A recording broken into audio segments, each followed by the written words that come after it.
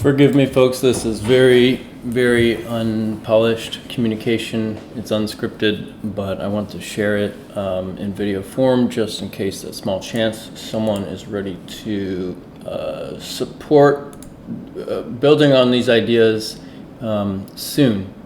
While I do have my hands full with a number of projects, I'm doing my best. So this is a story about democratization.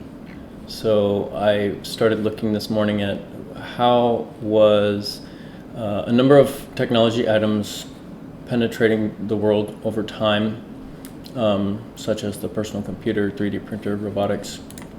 And then it brought me to a stream of consciousness about what does it mean to democratize a technology.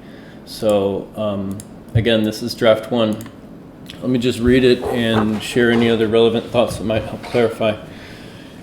In order to help a population, a technology must be manageable by a democratic force. That is, to have a technology help this population.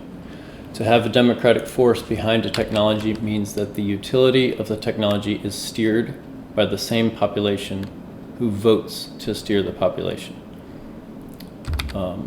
To steer all other aspects.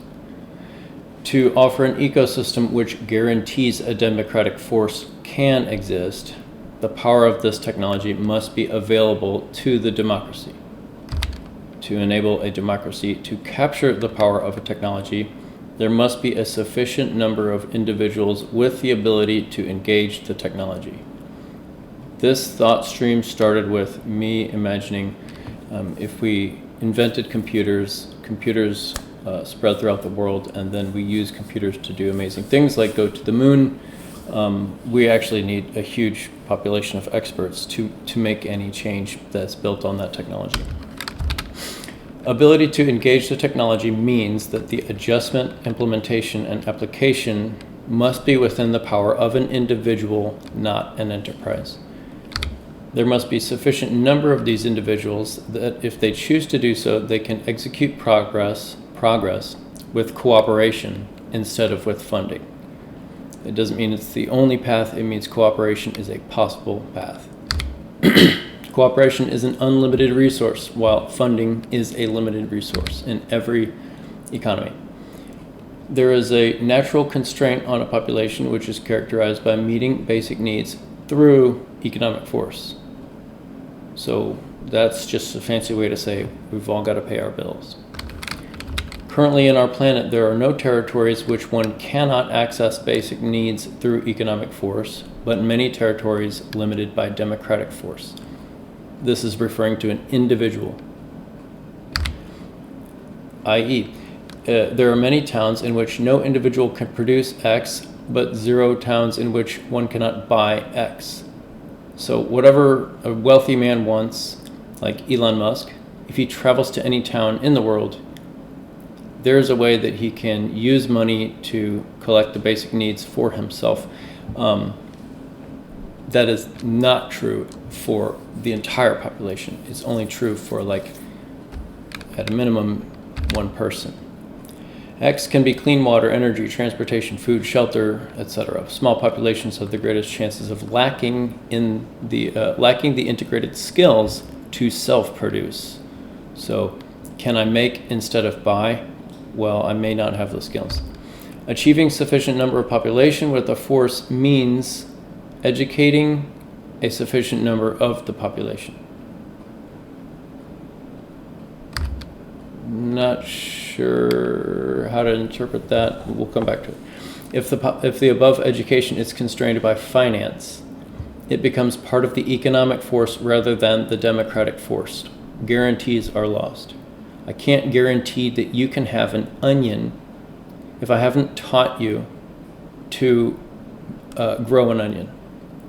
If I only make onions available by selling onions, there is no guarantee that anyone can, as a population, have onions or anything. Therefore, if a technology ability requires internet plus constrained education, then there is no guarantee of that population having disposable resources to obtain the technology.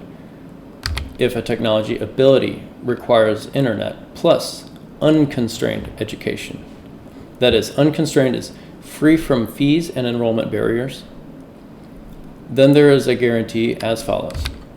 The population which has afforded itself internet access then also has afforded itself access to the technology ability without exception. So you produce a technology, you put it on the internet for free, that is the education, you put it on the internet for free, then every population who has internet access then has ability with that technology. And we defined technology ability as the power to adjust, implement, and apply the technology. Okay. For example, learning a language may be available online if it is free, if it is accessible by guarantee, and if there is a fee, the guarantee is lost. Sorry, if it is free, the accessibility is guaranteed. If it is not free, there is no guarantee. They may still access it, maybe not. Robotics, like any other technology, requires a number of resources, each with its own limitation, such as the wheels on the robot. If the population affords each element and there are no further fees, the population has afforded democratic access to the technology. So, example, pizza, we'll call the technology of pizza. It was an invention, it was invented. If a pizza consists of cheese, bread, and sauce, and a population has afforded these three ingredients, the only remaining barrier is education. How do you put the ingredients together to make the pizza? If the education for the above pizza making is free, then the pizza becomes manageable by the democratic force.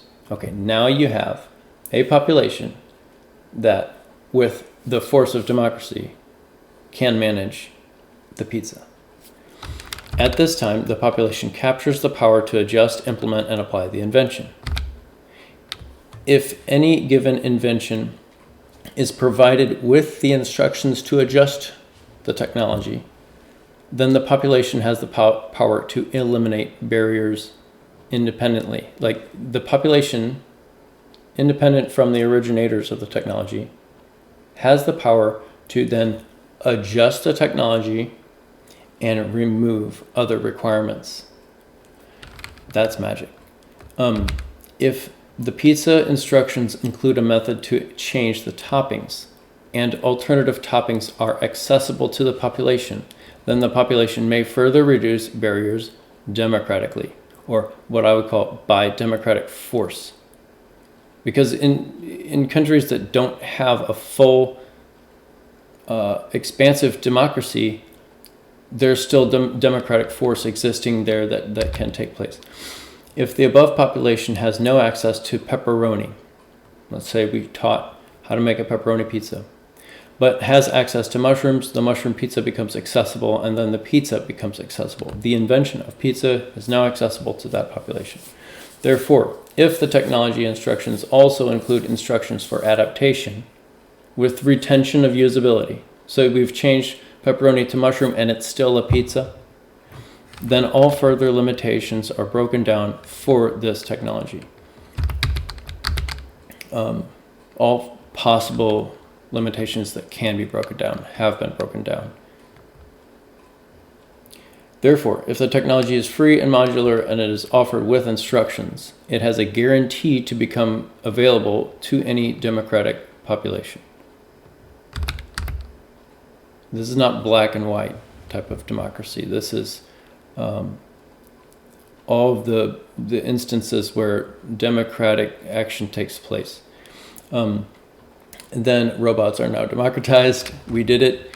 No human can stop the technology. This is, in a sense, that my Scuttle robotics team, we didn't just capture how do you design this robot, it's how do you design any perturbation of the robot, what is the minimal robot, the control system, the mechanical stuff, the power and the electronics and the software. If we teach those elements and we show plenty of examples of how the elements can be swapped out and how you can change it and reinvent it, and that was put on the internet, and the internet doesn't get deleted, then there's no guarantee that it penetrates the whole world, but there's absolutely a guarantee that it cannot be intentionally stopped by any individual globally.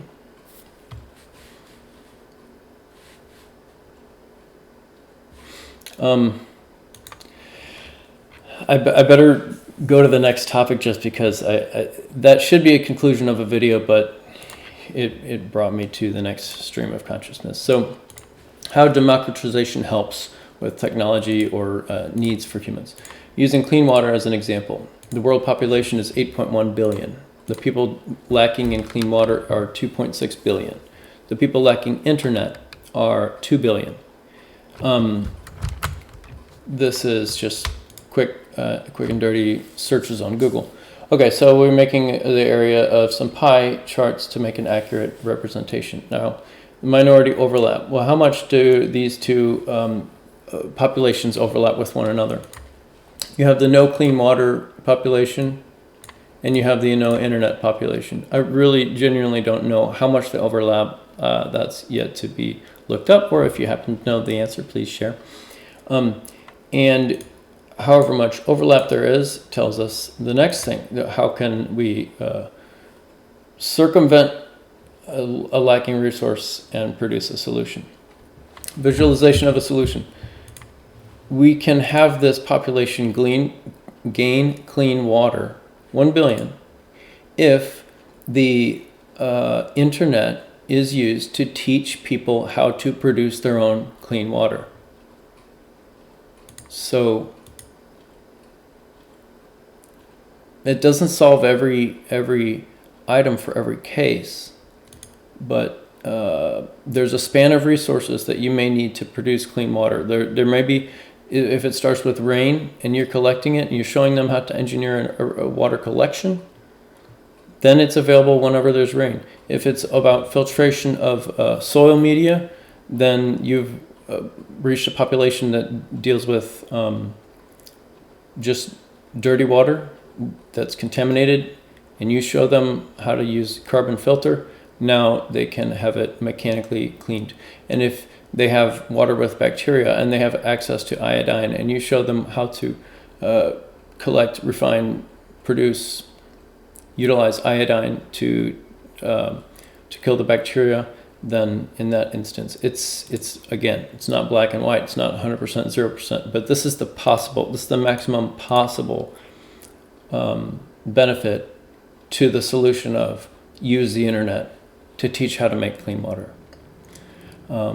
Happy to have anyone's thoughts on this. And again, I apologize for a quick and dirty video. If I didn't record this right now, I've got so many things stacked up on my plate so just by any chance, if this reaches the right person, then maybe some steps will be taken before I could take the next steps of publish something neat and beautiful. Thanks, everyone.